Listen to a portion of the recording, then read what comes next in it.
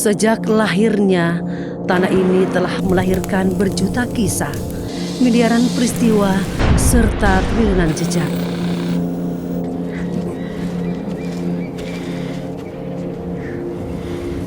Ketidaksengajaan, talenta, kebiasaan, kebudayaan hingga sejarah.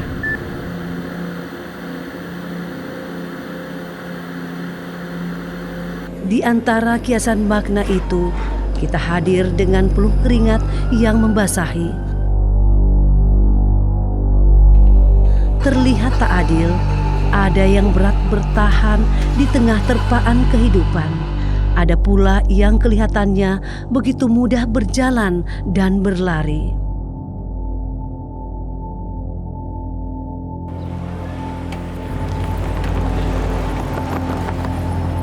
Satu sisi, padahal ada banyak sisi yang tidak pernah kita coba rasakan, atau mungkin tak pernah kita mau coba rasakan, bahkan tidak pernah tahu menahu tentang itu.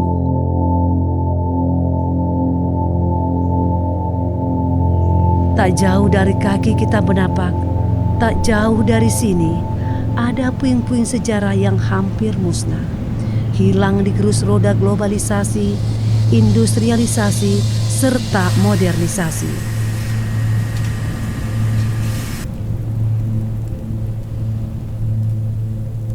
Karya yang pernah menjadi sejarah, mengukir nama, tak berhenti di gerbang, namun keluar gerbang kancah pasar internasional.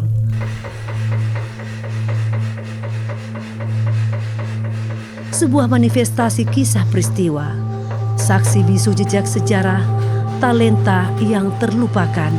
Kendari UER.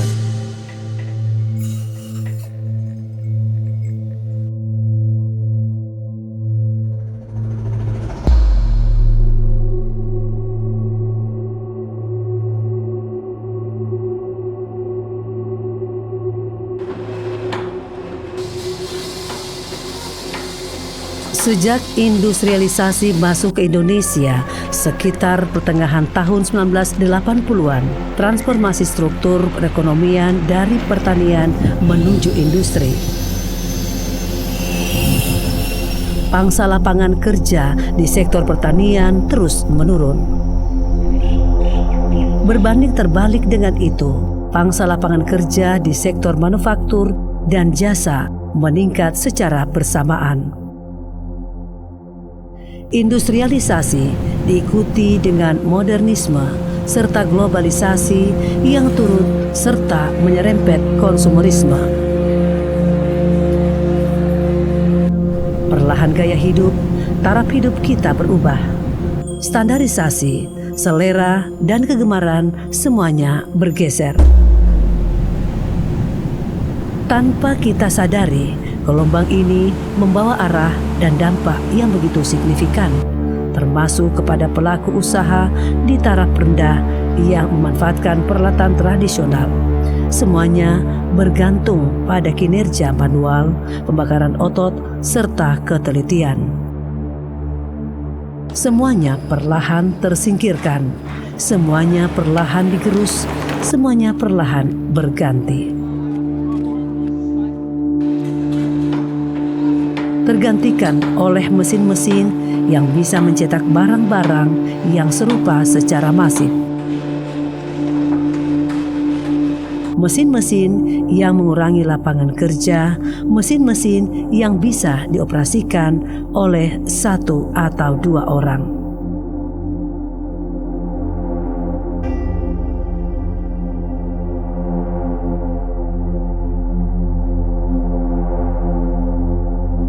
Jika saya menyebutkan, kiranya kamu tahu atau pernah mendengar sebelumnya, aku, kamu, kita rasanya asing. Jadi Kendari UER itu berasal dari bahasa Belanda. Kendari sebuah nama istilah wilayah atau kota, ya. Terus UER itu adalah karya. Kenapa karya? Karya yang dihasilkan salah satunya adalah perak, ya, perak Kendari, yang itu memiliki keunikan dan spesifikasi baik dalam hal bahan, struktur, kemudian teknik pembuatan, ya termasuk dalam campuran, ya, termasuk teknik-teknik yang dimiliki yang membedakan yang lain, teknik filigree. Kendari wear itu yang dibuat seperti sarang laba-laba, ya. Terus ada crescent, terus ada bros, perhiasan-perhiasan wanita. Ya, makanya salah satu yang paling menarik ini, Ratu Belanda itu tertarik dengan bros, makanya dia beli, ya. Karena teknik kehalusannya, kemudian keindahannya, keindahan warna, kemudian keserasian, kemudian ya, kalau kita lihat kawat-kawat atau benang-benang yang dihubungkan itu sangat indah, ya, memiliki nilai seni yang sangat tinggi.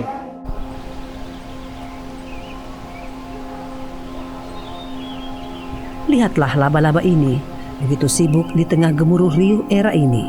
Dia tak pernah sadar bahwa pintalan para pendahulunya begitu menginspirasi. Saya tidak perlu menyebutkannya satu persatu secara rinci, karena kamu lebih mengerti. Namun, saya akan mengabarkan kepadamu sebuah kebanggaan bahwa laba-laba juga pernah menginspirasi seorang keturunan Tionghoa yang menetap di salah satu kota kecil di Indonesia. Saat itu tahun 1920-an, kota ini masih bernama Kandai, sebuah teluk tersembunyi yang ditemukan oleh Vosmer pada tahun 1831, menjadi tempat peristirahatan dari angin-angin kencang yang bertiup di laut lepas. Terletak di sisi tak jauh dari muara teluk, sebuah bangunan rentan didatangi oleh kelompok Belanda yang diutus oleh Ratu Wilhelmina, sedang bersandar menarik cerutu. Kemudian tak sengaja mata-mata mereka terhenti pada sebuah bengkel seni seorang pengrajin emas dan perak. Tak menunggu waktu lama untuk mereka menemui tuan rumahnya. Sedikit bercengkerama, pendekatan khas orang-orang Belanda langsung mengutarakan maksudnya. Ji Wei dengan sedikit pertimbangan, dia meminta waktu untuk merenung. Dalam perenungan yang dalam pandangannya terpikat laba-laba yang sedang memintal sarangnya. Bagaimana makhluk kecil ini dapat menciptakan rumah sekaligus perangkap sumber makanannya dengan begitu rapi, dengan begitu unik, dengan serabut-serabut yang begitu tipis dan lembut. Pertama itu orang memang dari sana memang kan ada keahliannya itu memang, iya, pengrajin emas daerah. Sampai di Kendari, keahliannya memang di sana. Iya. Orang bikin emas, tapi untuk buat ini belum udah tahu. Belum udah tahu. Nanti ada itu orang Belanda datang, dia bilang, kita tahu kah kita bikin beginian? Dia bilang, bisa. Tapi kasih saya waktu 1 minggu untuk berhayal, tak? Iya, untuk cari inspirasi. Iya. Akhirnya selesai satu Kendari wear dengan anyamannya ini. Luar biasa, tuh. Kepada pencipta keberagaman, keunikan, serta segala keterbatasan ini, dia berterima kasih. Kiranya dia langsung menyampaikan kabar baik ini kepada Mener Belanda. Setelah 1 pekan perenungan, dia menyanggupi arahan itu. Cerdasnya, dengan latar belakang bakatnya pun telah paham bagaimana untuk membuat lempengan perak menjadi serat perak yang halus dan lembut, yang kemudian dipintal menjadi kerajinan yang begitu menawan menggunakan teknik yang disebut dengan nama filigree. Oleh Mener Belanda kemudian menyebutnya sebagai Kendari wear.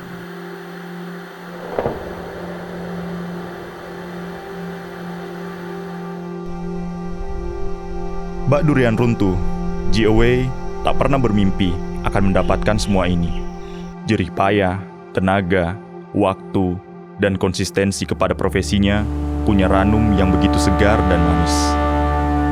Melalui tangan-tangan dingin orang-orang Belanda saat itu, Kendari wear mendunia.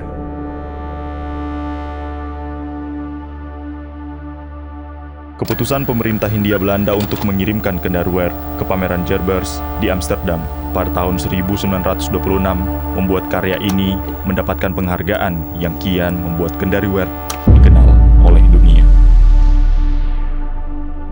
Dari sisi teluk yang terpencil namun tenang menuju istana-istana megah di Eropa. Miniatur kereta kencana yang ditarik oleh 4 kuda diukir langsung untuk memenuhi pesanan Ratu Elizabeth II dari Inggris, serta nampan kue untuk Ratu Wilhelmina. Rezeki memang kadangkala datang dari jalan yang tak pernah kita sangka. Yang bisa kita lakukan adalah terus berusaha dan telaten terhadap apa yang kita kerjakan. Layaknya Ji Awei yang tekun memetik dan memakan ranum dari ketelatenannya. Kendaruwerk kian tersohor, termasyhur ke negeri orang. Pesanan demi pesanan terus masuk, hingga akhirnya Ji Awei memutuskan untuk mendatangkan teman-teman pengrajinnya dari Tiongkok untuk datang membantu mengerjakan pesanan-pesanan itu. Jadi ini guru besar namanya Awei. Sekitar 10 orang pertama dia rekrut pekerja. Tiba-tiba job ada terus, tidak mampu, kewalahan job terima. Dia pulang ke Cina ceritanya. Dia pulang ke Cina ambil orang bekerja ceritanya. Nah, itu. Nah, ini dia tokonya Kendaruwerk. Roda perekonomian berputar sangat cepat. Saya merasa kita semua setuju bahwa satu hal akan terus membawa sisi negatif dan juga positif. Bak kutub utara dan selatan yang terus berpasangan. Setiap makhluk juga berpasangan. 1945, kemerdekaan Indonesia yang berhasil memulangkan penduduk Hindia Belanda menjadi sebuah kabar gembira para pendiri bangsa saat itu. Tetapi, tidak semua rakyat bergembira dengan itu.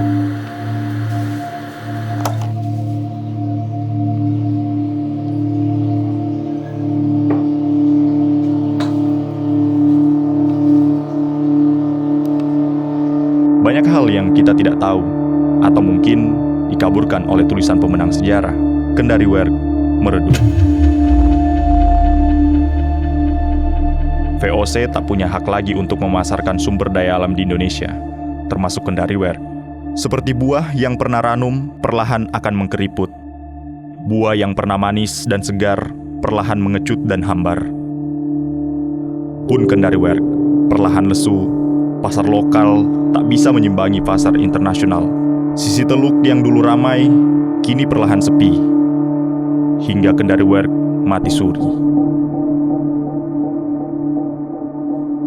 Para pengrajin yang dulu mudah ditemui, kini gulung tikar beralih profesi. Banyak juga yang berpindah tempat untuk mencari peruntungan di tempat lain. Tahun 1985, di masa pemerintahan Orde Baru, ada tiupan angin yang digadang-gadang akan menghidupkan kembali Kendaruwerk. Perekrutan pengrajin dengan status pegawai dilakukan, dengan mendatangkan instruktur dari ujung pandan. Usaha ini ternyata nihil. Daya tarik perhiasan perak mulai kehilangan pamornya. Disaingi oleh kehadiran kerajinan emas, terlebih tentunya pemasaran adalah kendala utama dari kerajinan ini.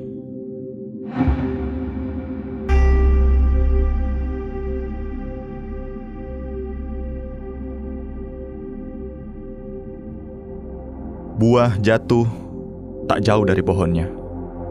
Layaknya peribahasa itu bisa kita aminkan bersama, meski tidak selalu tepat. Kendaruwerk kini diwarisi ke keturunan ketiga. Kami menyusuri jejak sejarah yang mati suri. Ada keraguan menyebutnya sebagai mati suri, bahwasannya kami tidak pernah tahu apakah Kendaruwerk akan hidup kembali, terbangun dari tidur panjangnya. Rasa penasaran yang teramat sangat menggugah kami untuk menyusuri jejak Kendaruwerk, mencatat dan mendokumentasikan.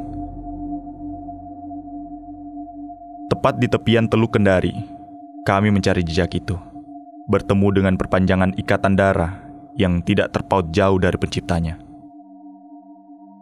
Pak Osing, begitu sapaan akrab untuk pria parubaya ini. Mengakrabkan diri dengan Pak Osing, kami mencoba meniti jejak Kendaruwerk. Menariknya, kisah yang disampaikannya berbeda di banyak sisi, dari literatur serta artikel yang ada. Informasi yang bagi kami lebih akurat dibandingkan dengan literatur-literatur yang ada. Bak cerita pengantar tidur, kisah yang disampaikan Pak Osing adalah kisah yang dia dan keluarganya sendiri alami. Kami tidak ingin ada pengaburan sejarah, maka dengan bekal cerita itu pula narasi-narasi yang dibangun di dalam film dokumenter ini. Melihat langsung karya realisasi dari perenungan Ji Awei yang tersimpan dan terawat di dalam laci legend meja di dalam bengkel seni tua itu. Pak Osing tanpa ragu memperlihatkan puing-puing sejarah itu, menunjukkan keunikan dari Kendari Weir. Siapa yang sangka warisan masa otak yang lebih besar dari nenek moyang menjadikan manusia selalu unggul dalam banyak hal dari genus lainnya. Dari seujung jari perak ini perlahan dibakar.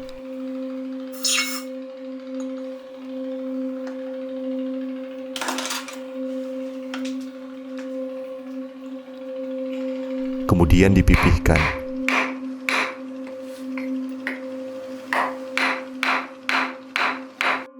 Ditarik perlahan melalui lubang-lubang kecil tembaga saksi bisu dari perjalanan Kendari Weir. Saat perak mendingin, dipanasi kembali kemudian ditarik lagi. Begitu seterusnya, sampai semua lubang pada tembaga-tembaga cetakan telah dilewati.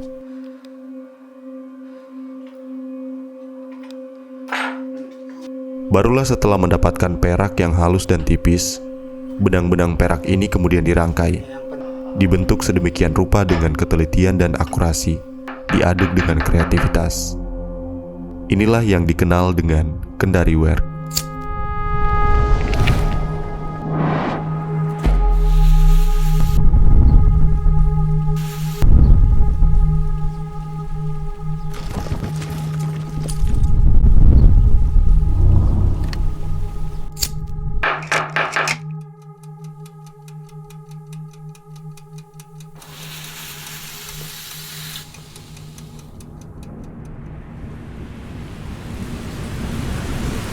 Begitulah seni yang begitu mahal ini. Begitulah kerumitan dan keunikannya. Sebegitunya pun dia bisa mati suri. Atau mungkin tak akan bangkit lagi.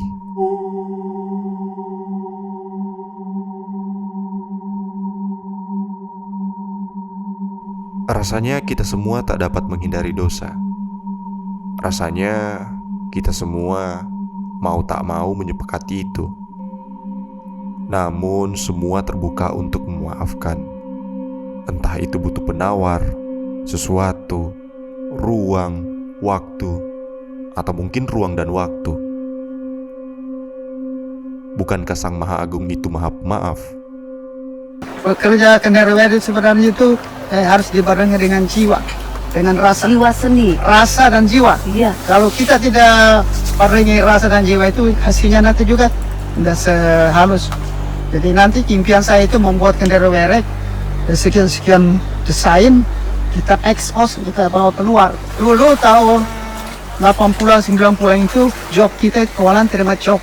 Tapi kami kewalahan terima job, membuat rawan, membuat selain Kendari Weir kami juga terima ya teman. Setelah masuk masuk di 2000 sampai sekarang sudah sepi.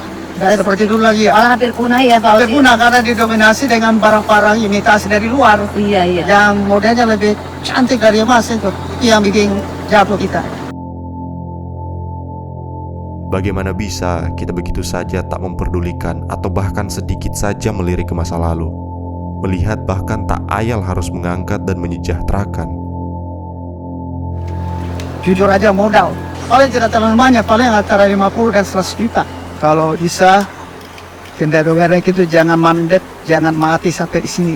Kalau dia usaha itu dia berlanjut terus sampai generasi-generasi akan datang. Iya. Ketika kita sudah tidak mampu lagi bekerja, ada generasi yang melanjutkan. Saya bisa mengalurkan ilmu ini kepada mereka. Iya. Dan yang utama itu tadi itu loh, kekuatan modal yang utama. Dia tidak selamanya abadi itu hal-hal kita pakai. Sesuatu dia pasti ada pergantian terus.